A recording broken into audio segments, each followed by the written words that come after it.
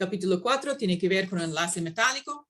Ustedes no están obligados a realizar ninguna tareas de las preguntas al final del capítulo, pero si quieren más práctica, esa es una opción. Vamos a ver un modelo muy sencillo para explicar las propiedades metálicas.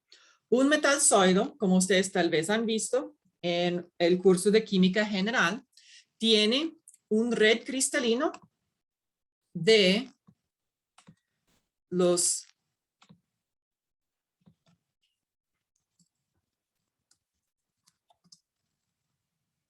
núcleos y electrones internos.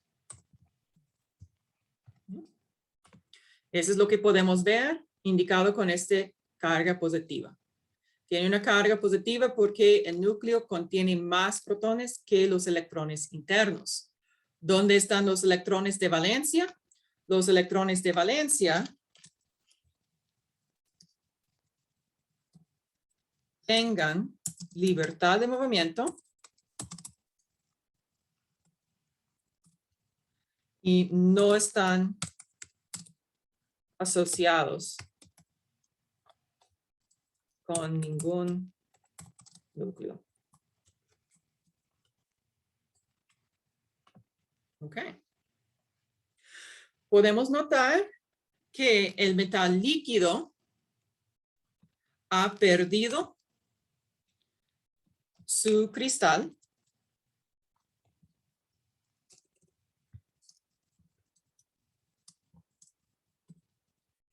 y también podemos notar que hay menos electrones de valencia deslocalizados. Deslocalizados simplemente es una palabra para indicar que hay libertad de movimiento, que no están asociados con ningún núcleo especial, ¿verdad? Están moviendo. Y por fin, en el metal gaseoso, entonces ya estamos a una temperatura bien alta, tenemos átomos completos, es decir, los núcleos, electrones internos y electrones de valencia unidos. Y aquí tenemos la ausencia de interacciones entre átomos. Al menos en el caso de un gas ideal. Es una aproximación.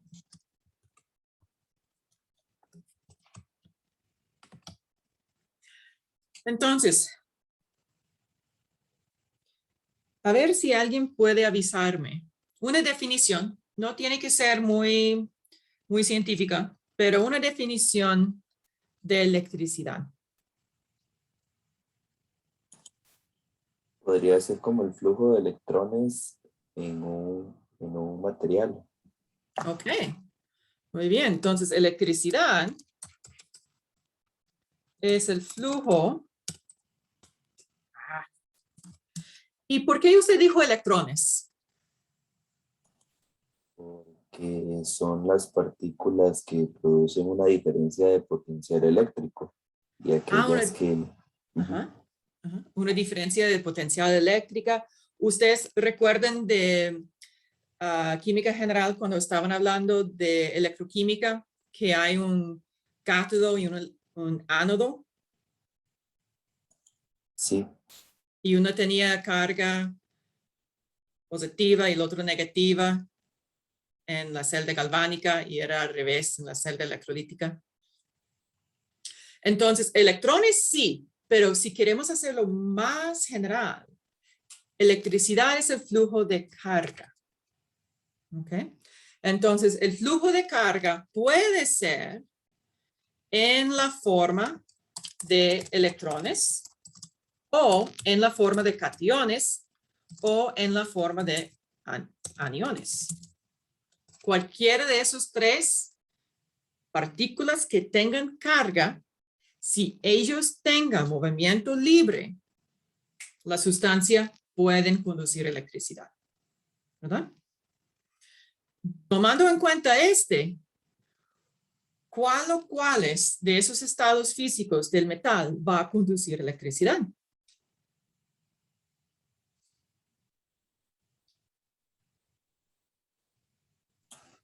Las formas catiónicas y aniónicas, como por ejemplo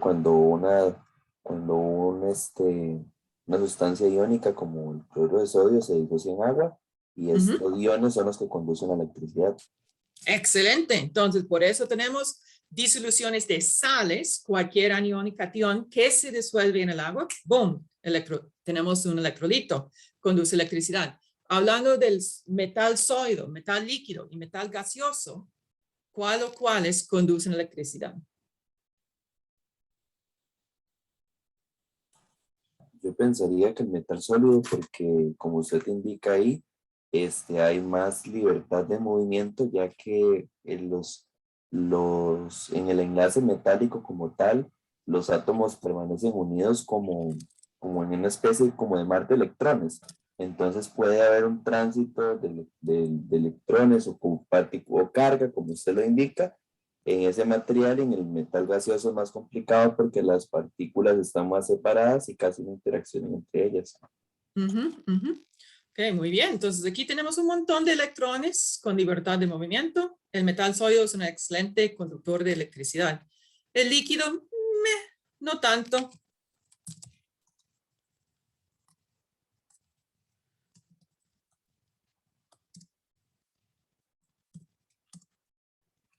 Y el gas es un aislante eléctrico. Muy bien. Okay. Por casualidad, ¿alguien tiene una definición de calor? Muy general, muy básico. Una definición súper básica de calor. Otra persona, alguien nueva.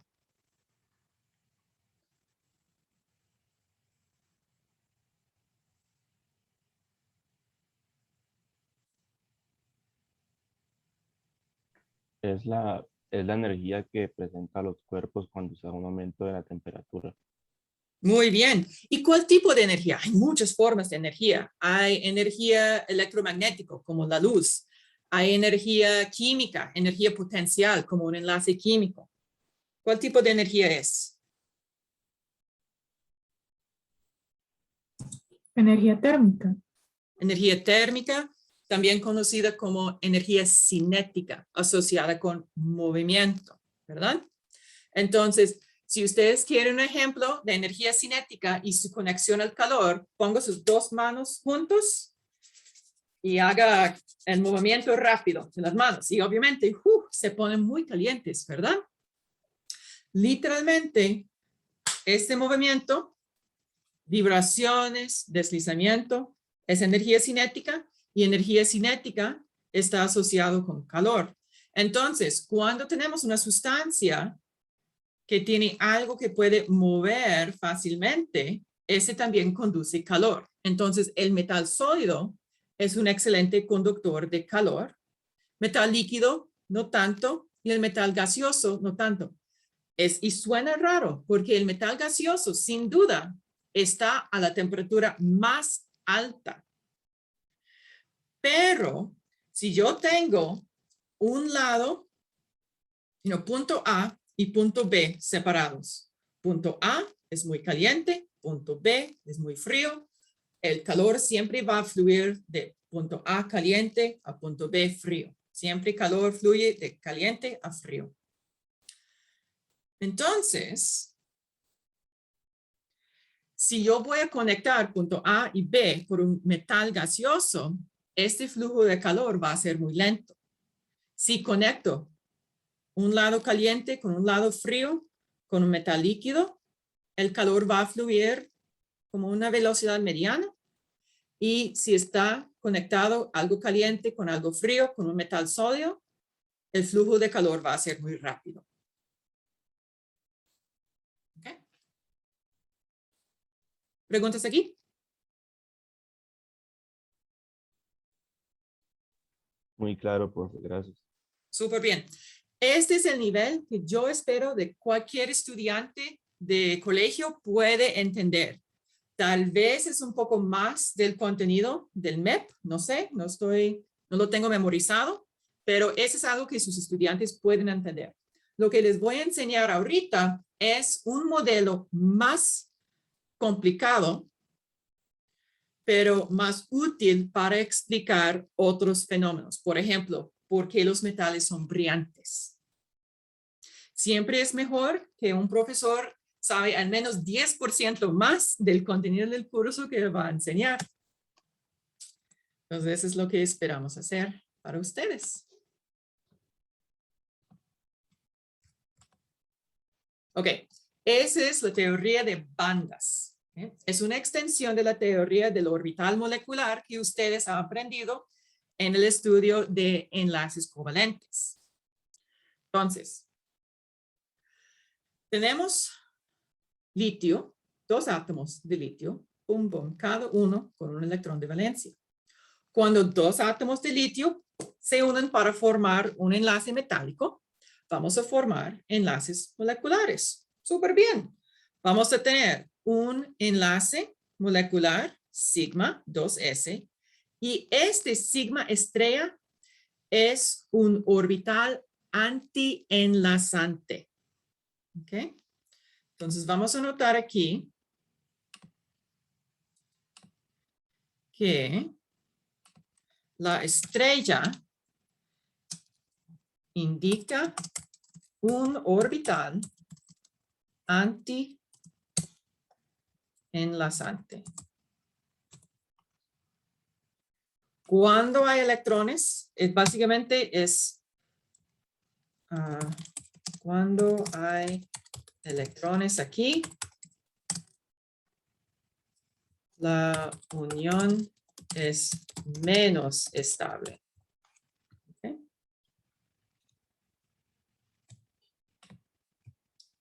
Okay. Entonces, ese es un modelo muy sencillo, una situación muy sencilla, 2 átomos de litio. Ahora vamos a tener 4 átomos de litio. Ellos van a combinarse en un cristal chiquito de un metal litio. Entonces, 4 orbitales atómicos van a formar 4 orbitales moleculares. 2 son orbitales enlazantes y 2 orbitales antienlazantes. ¿Ok?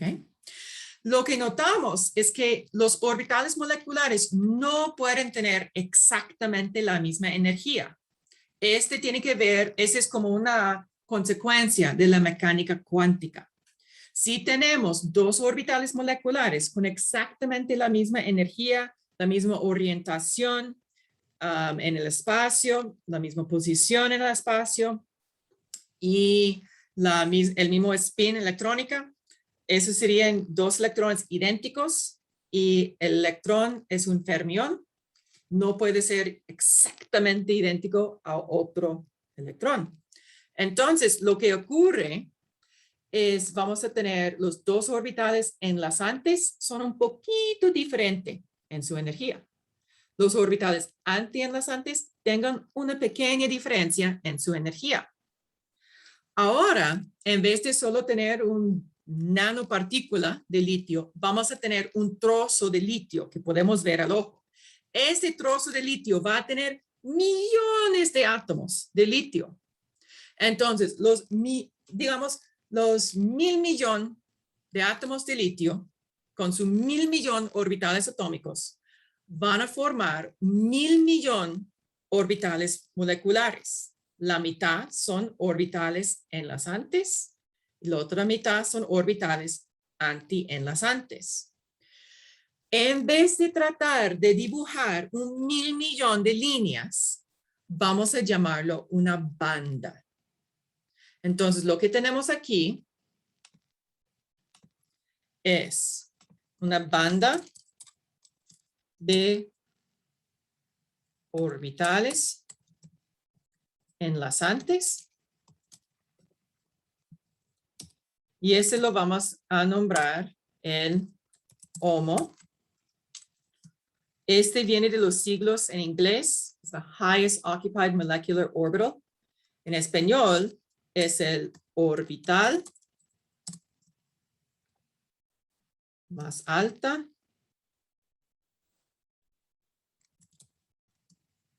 ocupado. No, voy a poner orbital ocupado más alto.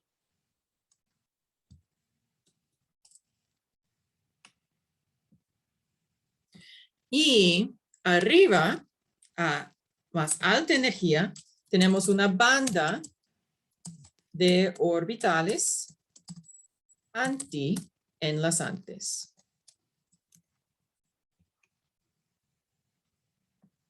Y este vamos a nombrar el LUMO.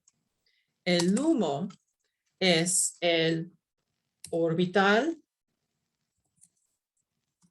ocupado más bajo. O en inglés, lowest unoccupied molecular orbital. Okay. Entonces tenemos aquí lleno de electrones y aquí vacío de electrones. Y notamos que no hay una brecha. Entonces vamos a notar. Quiero que este sea en otro color.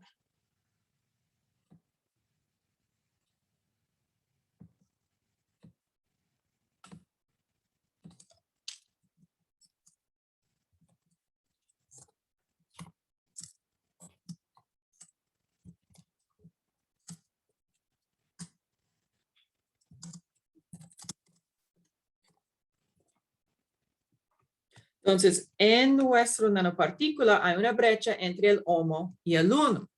Entonces, este afecta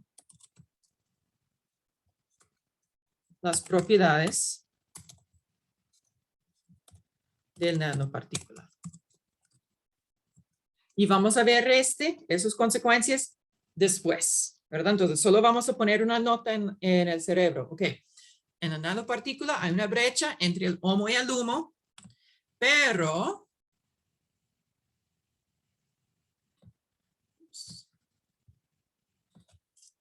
en el trozo de metal no hay una brecha entre el HOMO y el... Y ese tiene consecuencias muy importantes para los metales. ¿Preguntas aquí?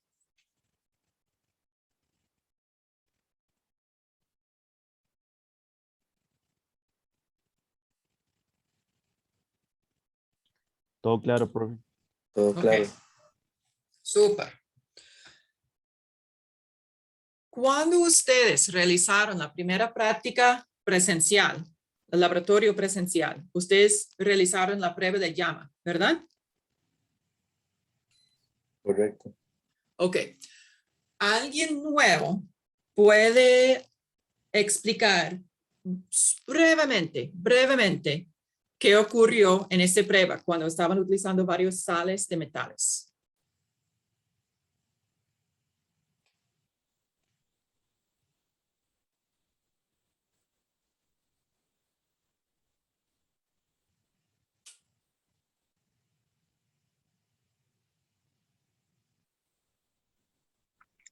Que al exponerlos, Nosotros remojábamos una asa de nicromio y al ponerla con la llama reaccionaba provocando colores distintos. Ah, colores distintos.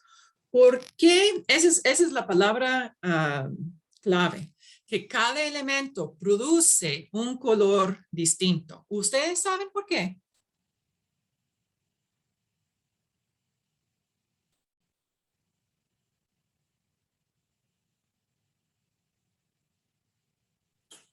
Profe, Ujú.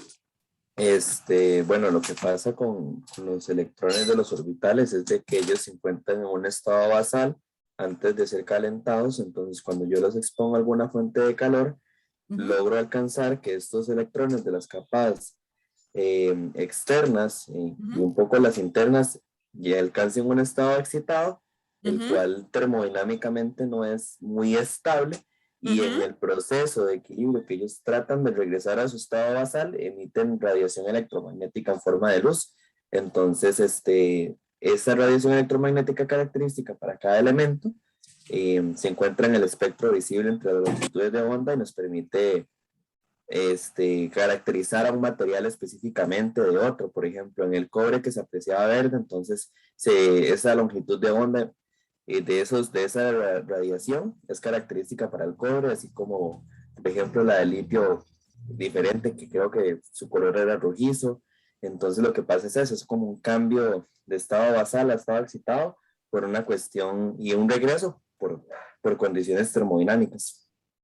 Muy bien. Excelente. Entonces, en la prueba de llama, ustedes estaban utilizando átomos individuales o iones individuales de metales. Se excita electrones con calor y después el electrón excitado regrese por la emisión de luz.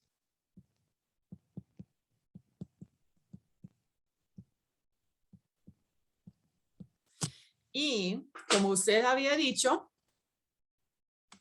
la luz emitido es único para cada elemento porque cada elemento tiene una brecha diferente. Entonces,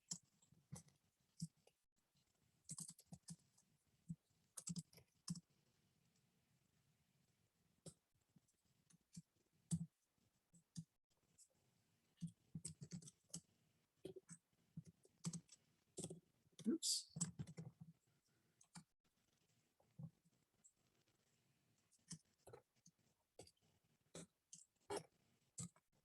Ok, entonces, cierto metal va a emitir más en el rojo porque su brecha es muy pequeña. Otro metal se emite más en el verde porque su brecha es más grande. Ahora, miramos el metal neutro, puro y en grande cantidad. Dígame de su brecha.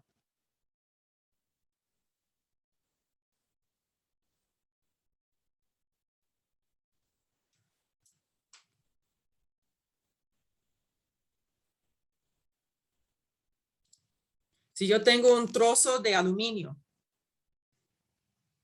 ¿cuál es la brecha entre el humo y el humo?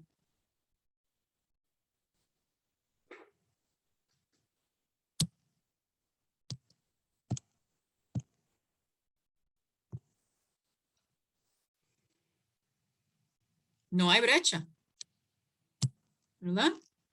Entonces, con el aluminio o cualquier otro metal neutro en grande cantidad, no hay brecha. Entonces, absorbe cualquier longitud de onda, todas las longitudes de onda visible.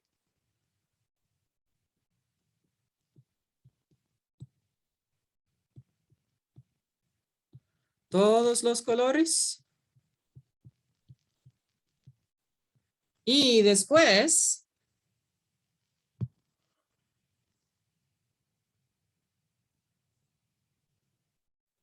emite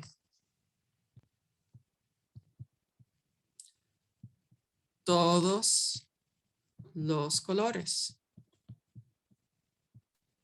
¿Qué color tenemos cuando hay todos los colores? Si se une un arco iris, ¿qué tenemos? Luz blanca. Luz blanca. Entonces, el metal se ve blanca, se ve brillante, plateada.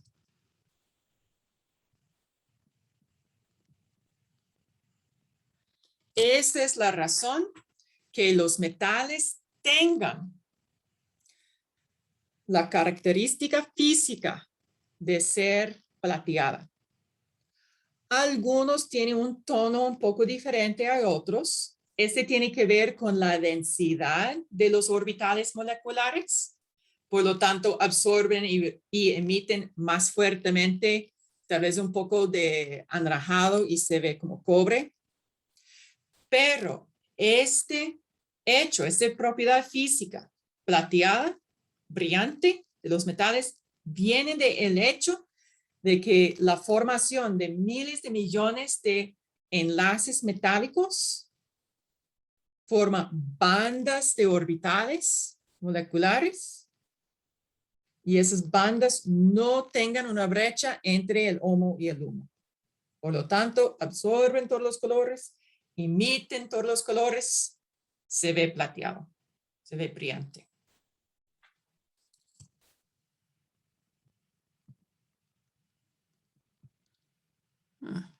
Mi lápiz no quiere funcionar bien ahora. Ustedes pueden leer lo que he escrito. Sí, Sí, profe. Más o menos. Lo siento. Muy bien.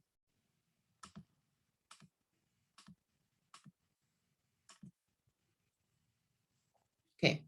Ahora vamos a ver un caso como berilio. El berilio, cada átomo trae 2 electrones. Casi se me olvidé. Es una buena idea siempre tener una tabla periódica disponible para su referencia.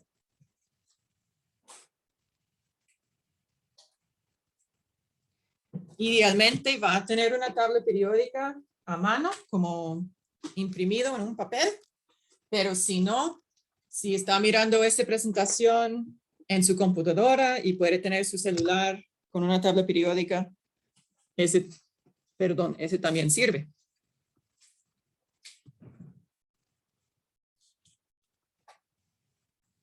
Ok, entonces el berilio trae 2 electrones de valencia. Entonces, cuando tenemos un trozo de berilio, este va a formar bandas. Y notamos aquí, tenemos las bandas de sigma, esos son los enlazantes, y esos son los antienlazantes, ¿verdad? Recordamos con el litio, dado que solo trae un electrón de valencia cada átomo, solo se llena la banda enlazante. El antienlazante está vacío. Aquí todo está lleno. ¿Okay? Entonces, el berilio también va a mezclar sus orbitales 2p. Los 2p son vacíos. Entonces vamos a formar vacío, el 2p enlazante y el 2p antienlazante. Y notamos que hay un área de traslape, ¿verdad? Hay un área de traslape donde el sigma estrella antienlazante tiene energía igual al sigma 2p enlazante. Entonces, lo que puede ocurrir es algunos electrones en este orbital antienlazante pueden ocupar el orbital enlazante 2p.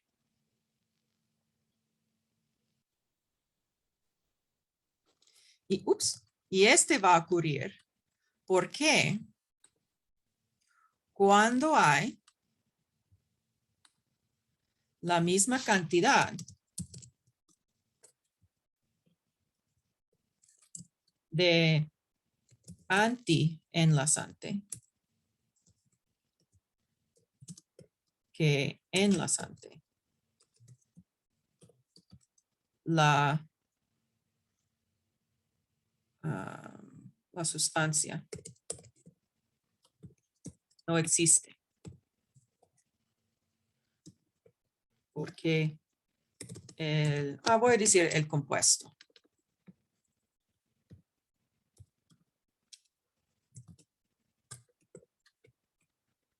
Porque no es más estable que los átomos individuales. ¿Verdad? Pero ahora, por el uso de ese truco, ahora el compuesto es más estable y puede formar.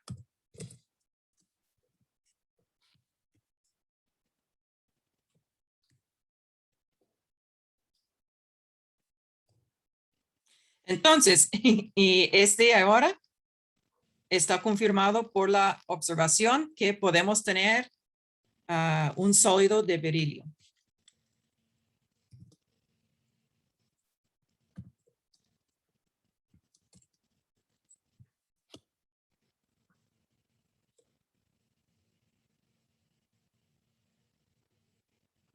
¿Preguntas aquí?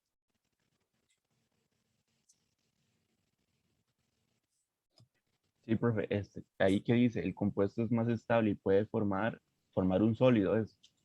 Exacto.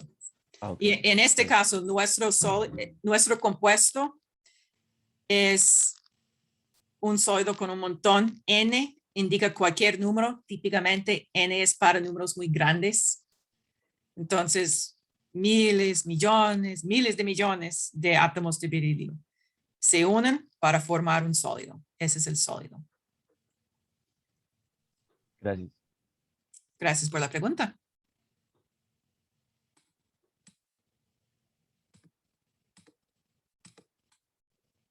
Ok. Entonces, ustedes tal vez han escuchado que hay ciertas sustancias que son aislantes, semiconductores y conductores, ¿verdad? Entonces, ¿cuál es la diferencia entre esos sólidos? Típicamente hablamos de sólidos, aunque también es posible tener líquidos que son aislantes, semiconductores y conductores. Entonces, algunos sólidos tienen una brecha muy grande entre las bandas. Por lo tanto, no tenemos movimiento libre de los electrones. Todos los electrones están ubicados en esta banda de HOMO y ellos no tengan libertad de movimiento. Entonces voy a poner aquí que en el HOMO lleno no tengan movimiento libre, entonces no conducen electricidad. Este es lo que vamos a notar con moléculas. Hay pocas excepciones. No se preocupe por esas excepciones. Conjugación extendida.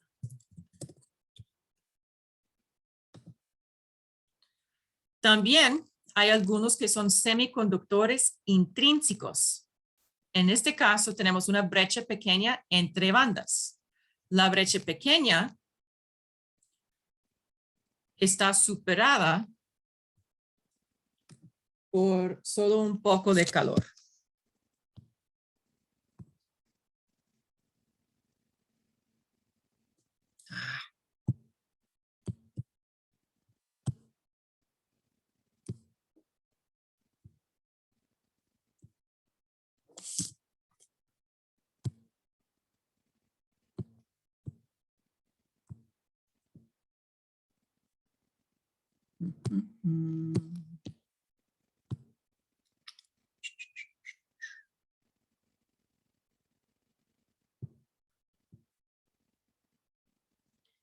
Y aquí abajo vamos a tener una pequeña ausencia.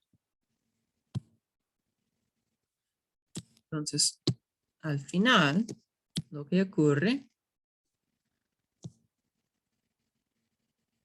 sí, tenemos con el calor ambiental,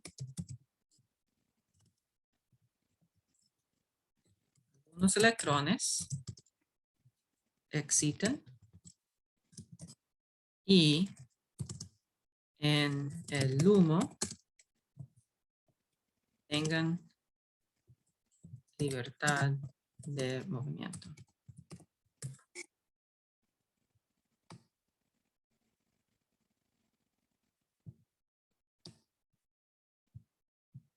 Entonces, aquí solo algunos electrones tengan la energía suficiente por el calor ambiental, superar la brecha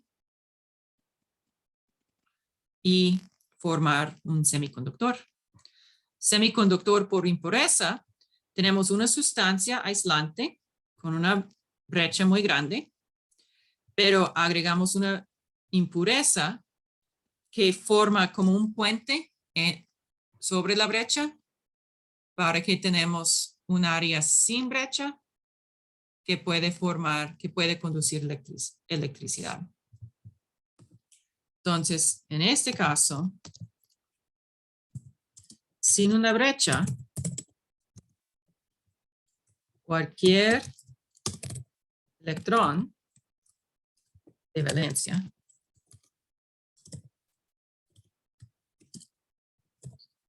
puede subir al LUMO y tener libertad de movimiento.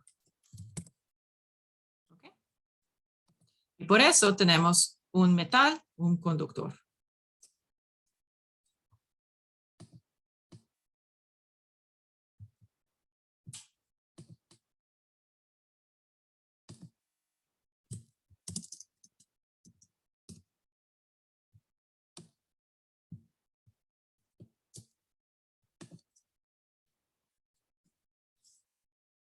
Preguntas aquí.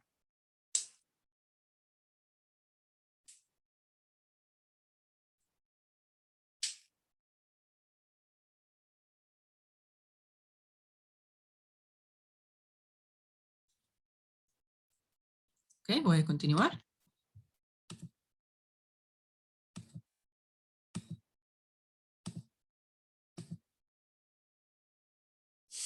Ok, para la estructura de los metales, vamos a ver súper breve, que los metales forman un cristal por los núcleos y electrones internos. Ok, y vamos a obtener un empaque. Típicamente, uno de los más comunes es cúbico centrado en el cuerpo, donde la segunda capa está colocado sobre los huecos de la primera capa. Este empaque es muy común porque aumenta el contacto entre los átomos y haga que la estructura del cristal es más denso. Okay. También tenemos aquí la disposición hexagonal en la primera capa. Notamos que en vez de tener sencillas filas y columnas, aquí tenemos cada fila está puesto en el hueco del columna. Entonces aquí tenemos un empaque aún más denso. Es como jugar con bolas. Si ustedes tengan muchas bolas de tenis, pueden ver cómo hagan el empaque.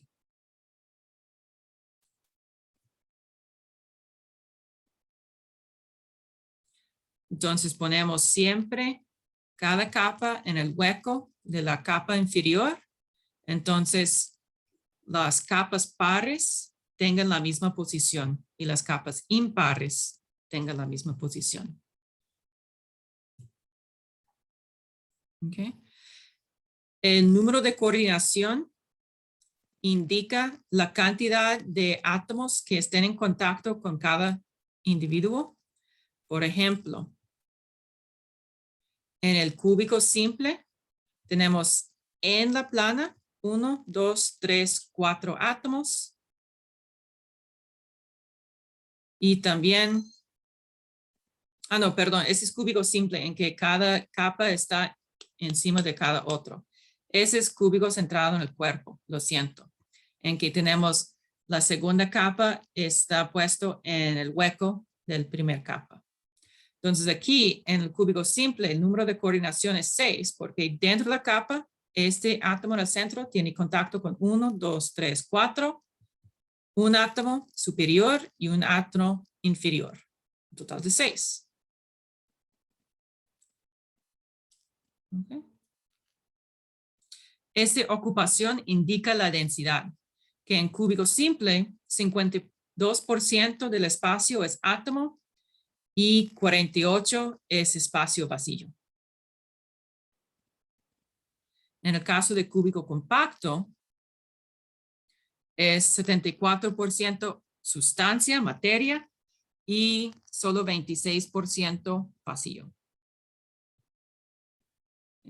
Este tiene como cuáles metales tienden a formar cuál tipo de empaque o estructura cristalina.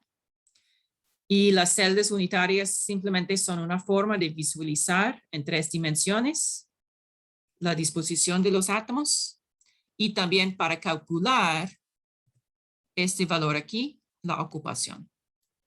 Pero no vamos a hacer este cálculo. Es solo para nosotros, es solo para visualizar el espacio. Okay. Okay. Una aleación es una mezcla de diferentes metales.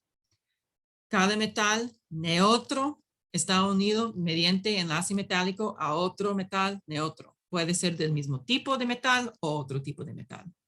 Básicamente, una aleación es una disolución sólida, es una mezcla homogénea y tiene composición definida.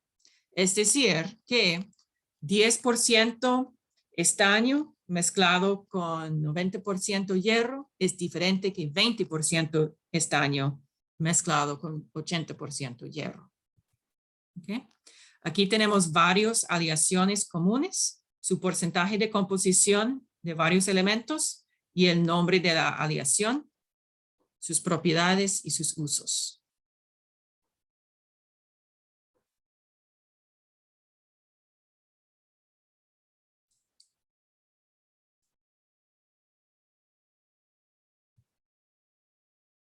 Okay. Quiero notar rápidamente algunas de las propiedades de los nanometales, porque nanotecnología es algo nuevo y muy interesante que tenga muchas propiedades que llaman la atención. Aquí tenemos el radio de una partícula de metal, 50 nanómetros y disminuyendo a 5 nanómetros aproximadamente. Y esta es la temperatura de su punto de fusión o melting point. Y lo que notamos es, en el caso de este metal, el metal puro, un trozo que se puede tener en su mano, va a derretirse a una temperatura superior a 220 Celsius. Pero si dividimos la mitad, la mitad, la mitad, la mitad, la mitad, hasta que la partícula de metal solo tengan, nanómetros de radio, 50, 40, 30, ahora empieza a disminuir el punto de ebullición. Y la razón es porque ese es el caso de estaño. Cuando tenemos una nanopartícula, literalmente hay pocos enlaces metálicos.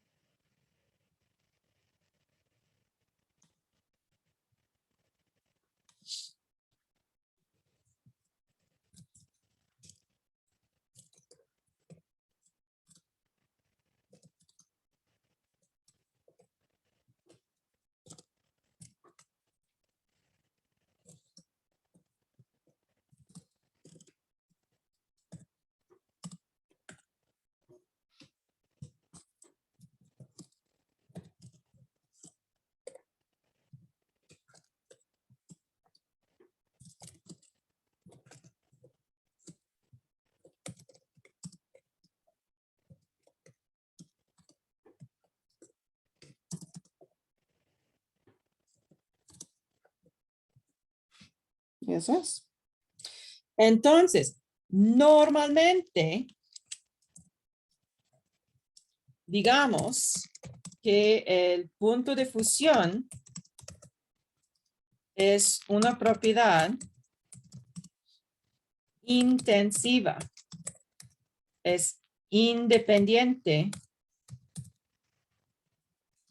de la cantidad de la sustancia.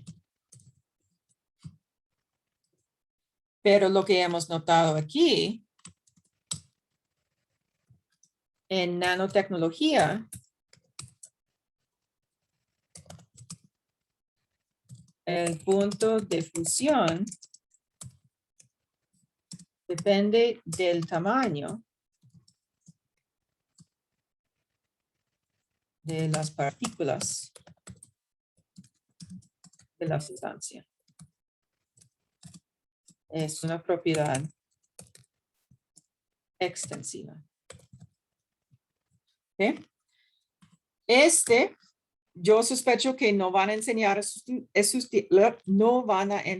a sus estudiantes, pero es interesante y en vez en cuando va a tener un estudiante que es muy listo, tiene mucha curiosidad y ustedes pueden apuntarlo a una dirección para que él, desarrolla su curiosidad en el mundo. Y nanotecnología es un buen ejemplo. ¿Preguntas aquí?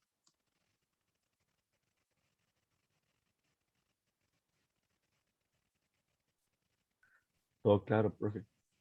Okay. Aquí tenemos otro ejemplo. Aquí tenemos varias disoluciones. Bueno, se ven como disoluciones, de verdad no son. Son coloides. Y esos coloides tienen un arcoíris de color. Entonces ustedes, como estudiantes de la química, van a indicar, oh, esas son sustancias diferentes. Pero les puedo decir que cada tubo de ensayo contiene un coloide de plata.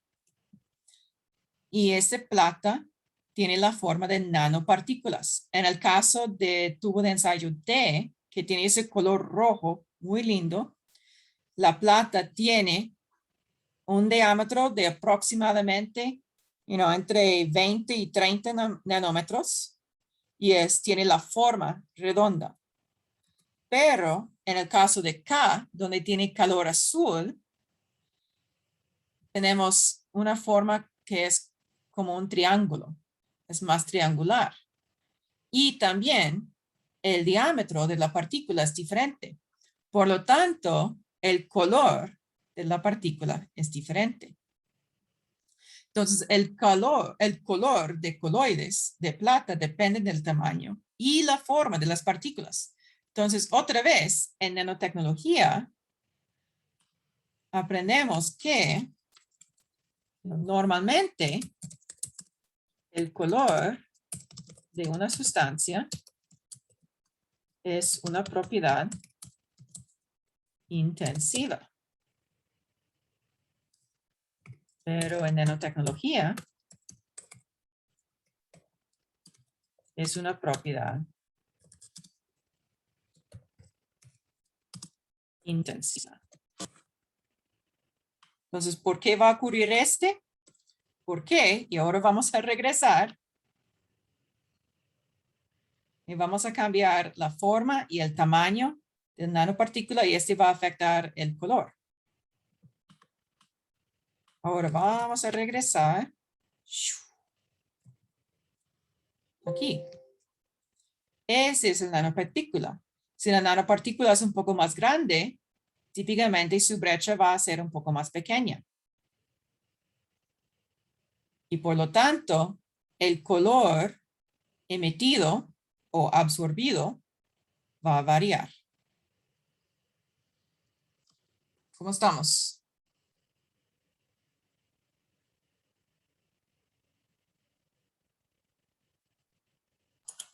Todo claro, profe. Ok, muy bien. Si no estoy equivocada, tenemos clase hasta las 9:40. Sí, en el horario aparece que a las 9:30 terminamos. Ok, 9:30. Entonces tenemos una hora más. Ya hemos pasado mucho tiempo. Entonces, vamos a tomar un descanso y después del descanso vamos a realizar capítulo 5, que es de enlaces iónicos. Ese es un montón de repaso. ¿Ok? Solo voy a agregar un poquito, una pequeña cantidad de información nueva en comparación de química general. Está bien, Entonces, profe. vamos a tomar un descanso de 10 minutos hasta las 8:40.